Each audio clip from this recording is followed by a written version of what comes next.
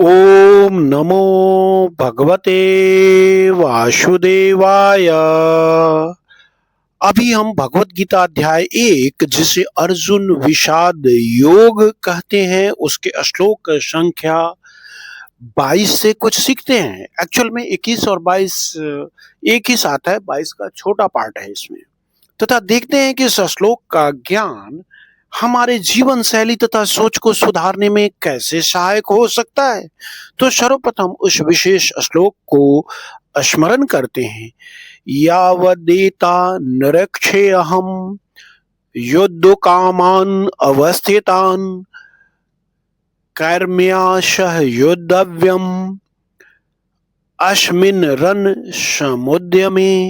यहाँ अर्जुन कहते हैं कि वे देखना चाहते हैं कि इस युद्ध में उन्हें किन किन लोगों के साथ युद्ध करना पड़ेगा। पहली दृष्टि में यह केवल युद्ध से पहले की तैयारी प्रतीत होती है, लेकिन यदि ध्यान से देखें तो यह श्लोक अर्जुन के भीतर प्रारंभ हो रहे भावनात्मक परिवर्तन को भी प्रकट करता है। ध्यान दीजिए, जब अर्जुन केवल सेना को नहीं देख रहे हैं, वे उन व्यक्तियों को देखने लगे हैं जिनसे उनका संबंध रहा हो। यही एक सूक्ष्म संकेत छिपा हुआ है। जब संघर्ष व्यक्तिगत होने लगता है तब निर्णय केवल बुद्धि से नहीं लिए जा सकते। कैर्म्यास युद्धभ्यम शब्द भी अत्यंत महत्वपूर्ण है। अर्जुन अब युद्ध को केवल कर्तव्य नहीं बल्कि संबंधों के संदर्भ में भी देखने लगे हैं, और जीवन में भी यही सत्य लागू होता है। जब अपने ही लोग सामने खड़े हों तब सही निर्णय लेना और भी कठिन हो जाता है।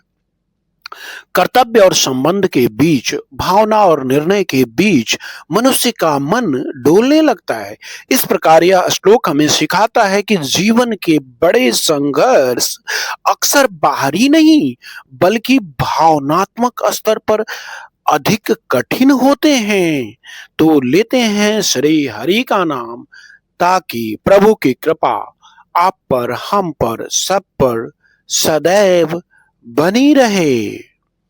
ओम नमो भगवते वासुदेवाय।